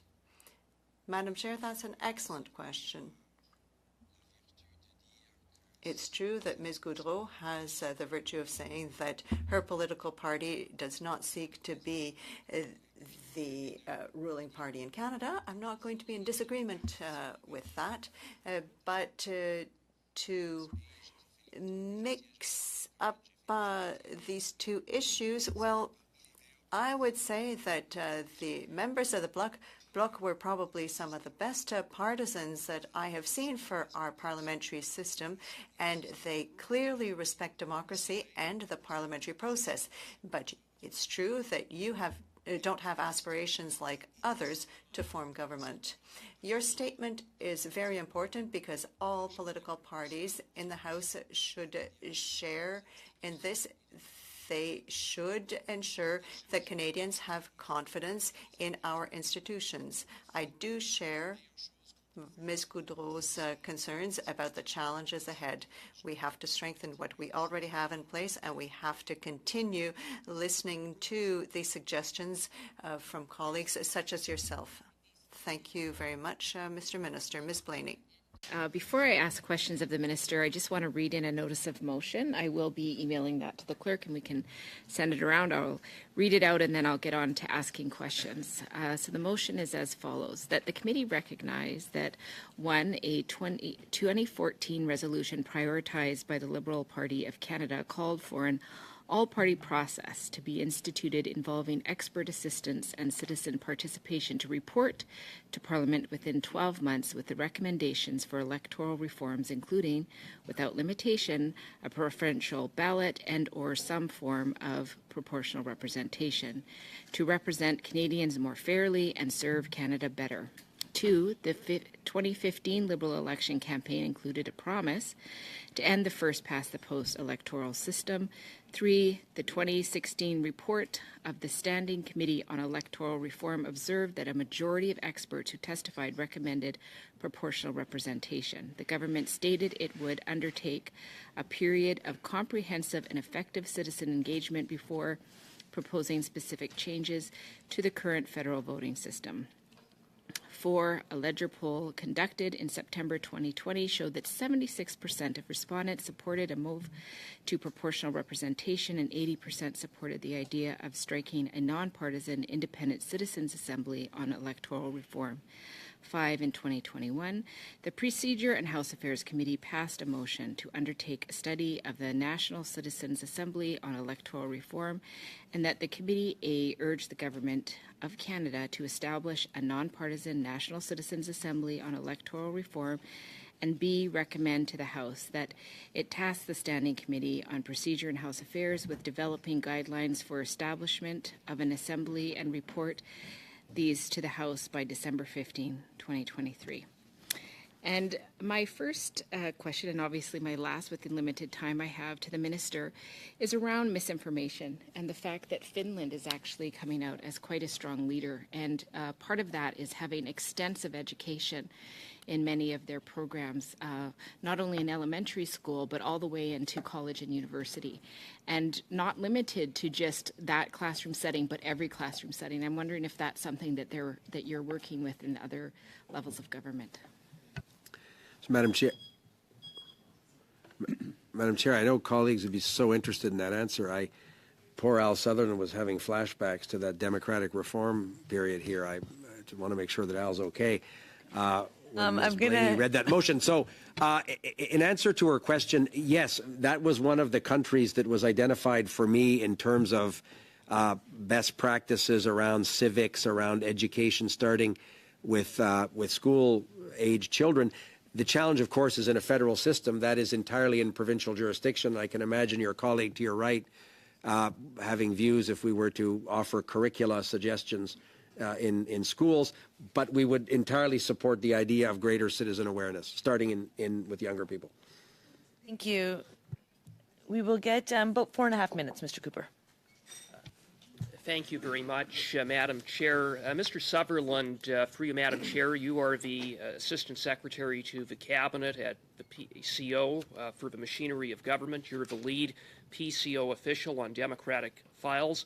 When did you first become aware of the July 20th, 2021 intelligence memo that Michael Chong was being targeted by an accredited Beijing diplomat? I believe I first heard about it when I read the Globe and Mail. Thank you for that.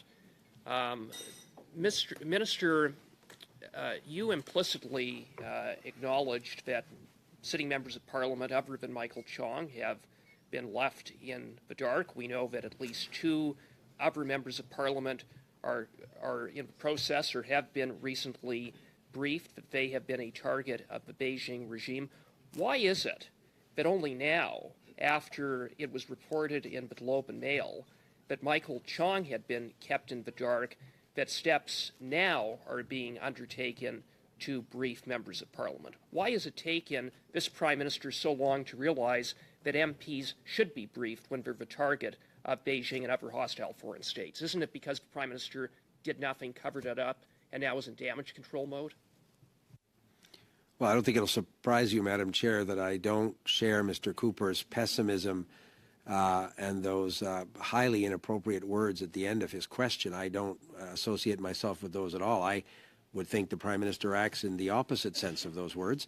But, Madam Chair, we have said that there has been, and my colleague, the Minister of Public Safety, of course, would have the lead responsibility for this, but he and I are working together in this space in a number of ways. The information sharing around these issues needed to be strengthened. That is what the Prime Minister has said publicly. That's exactly what the Public Safety Minister is implementing now. If these other colleagues are being contacted and asked to be available for briefings by the appropriate officials of CSIS, it's precisely because we want to strengthen their resiliency. And Mr. Cooper certainly wouldn't say that because we perhaps waited some time, we shouldn't do it now. Madam Chair, Minister, through you, Madam Chair, what is inappropriate is that we have a sitting member of Parliament who was kept in the dark for 3 years and learned about it in the Globe and Mail. That's what's inappropriate. What's also inappropriate is that under this Prime Minister's watch, only now are members of Parliament being informed. That's inappropriate. It's unacceptable. And what's further inappropriate, Minister, through you, Madam Chair, is that on May 3rd, when the Prime Minister was scrummed, the Prime Minister misled Canadians. He said, in reference to... Point of order. Madam Chair, understanding Order 18, it is inappropriate to make reference impeding the integrity of a member, sitting member of Parliament. So I ask the member opposite to withdraw that statement. I believe that I said misled, not deliberately misled. And I'll put the words of the Prime Minister out into the record, in which he stated, quote, CSIS made the determination that it wasn't something that needed to be raised to a higher level because it wasn't a significant enough concern. Those were the Prime Minister's words. He made that categorical statement, except for the fact that that was simply not true. CSIS had alerted the PCO. They had shared that information with relevant departments. It's not as if the Prime Minister said he didn't know, it's the first he learned of it. He very specifically said they made a determination not to raise it to a higher level. Why would he mislead Canadians on something as serious as that? Well, Madam Chair, the Prime Minister would obviously never want to mislead Canadians on something as important as that. He subsequently said that he learned of those incidents or those allegations surrounding, and this is where I agree with Mr. Cooper, the unacceptable circumstances involving Mr. Chong. He learned about those when they became public. Again, it's a he said, she said scenario where I'm going to some extent by comments I've seen in the public space. I would draw Mr. Cooper's attention to the former National Security Advisor, Vincent Rigby, who was in that job at many of those critical months, who said he himself had not seen what was the advice that had been sent to Privy Council.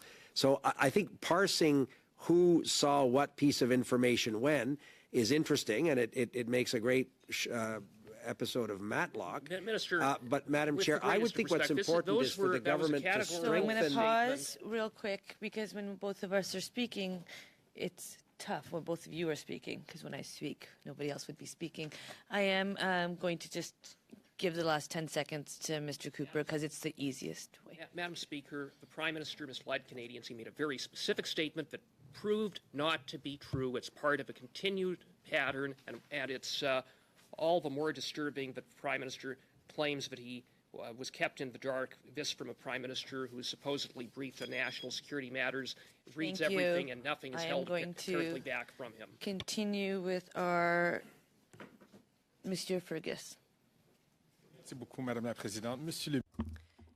Thank you, Madam Chair. Mr. Minister, thank you very much for coming.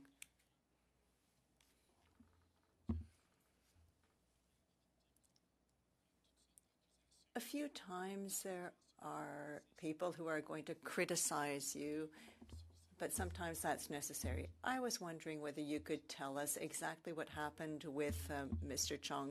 Could you possibly give us the chronology of events? Madam Chair, through you, to answer Mr. Fergus, I think that's the question that must be asked, in the sense that there was a failure when it comes to information sharing in a very serious situation, that of Mr. Chong. All parliamentarians should be concerned. It is of great concern to our government that the information did not get to the Information Security Minister at the time, nor to the Prime Minister, is a situation that is unacceptable. And that is precisely why, as we said at the very beginning, our Prime Minister mandated the Minister of Public Security to give very specific instructions to CSIS. I have seen some drafts of those. I know it's being done. I can assure you that when the Prime Minister says in public and then in private at some of the meetings I attended, I can tell you that those officers are very much aware of the instructions that they are receiving. The Prime Minister, when he was informed of the situation, asked CSIS agents to inform Mr.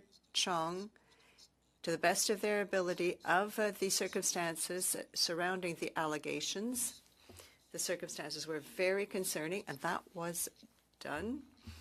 And I don't have the written chronology with me, but I'm going to make sure that I don't mislead you here. But your colleague, Mr. Cooper, referred to statements made by the Prime Minister. And yes, the Prime Minister was informed when he heard about the public discussion going on in a public newspaper. And after that, the National Security Advisor to the Prime Minister also spoke with Mr. Chong to correct or to give more information to him that may not have been obvious at that first meeting, but I didn't attend those meetings. So I'm going based on what I saw in the public context. But if you were going to draw any lessons from this, Mr. Fergus, is that we have to ensure that all of our parliamentary colleagues at the House of Commons and in the Senate are informed when there is a potential threat, are given tools and advice from experts in national security on how to protect themselves, their family members, and their staff. The best way to ensure that those interference attempts do not lead to a contaminated electoral process is to put ourselves in a defensive position. That's what the government has always done. And I think that if we can help our parliamentary colleagues become aware of those threats and become sensitive to the tactics of some countries, not just China. There was a lot of talk about China, but it's not the only one that tried to meddle in our affairs. I think it's a continuous effort that we have to make, and we will continue to do so. Thank you very much. I would like to give you the opportunity to elaborate on your answer to Ms. Blaney. We can be inspired by Finland's model. Is that a model that could be applied here in Canada? Well, understanding we have a federal-provincial situation here. Thank you very much for that question. As a member from Quebec, Mr. Fergus recognizes that we have to respect the various levels of jurisdiction. But we do have allies with Canada, for example, Finland. I don't really understand their political system, whether it's federal, provincial, etc. But the fact that Finland decided to invest more to educate children about these threats and the importance of protecting the country's democratic institutions, then yes, if we could be able to do that here, we would certainly like that. We're going to thank you for your time and attention today, Mr. Sutherland. Very eloquent in all the comments that you shared as well. If there's anything else you wish to Just share Mr. Sutherland, Madam Chair, or me as well? Did you find the eloquence was shared equally between Al and me, or? We might have to set up a committee to discuss that. Maybe you'll but invite if us you have back anything and else we you'd can like compare. to share, Thank please you send very it to much, the Madam Chair. clerk, and we will have it distributed. With that, have a good day. Meeting adjourned.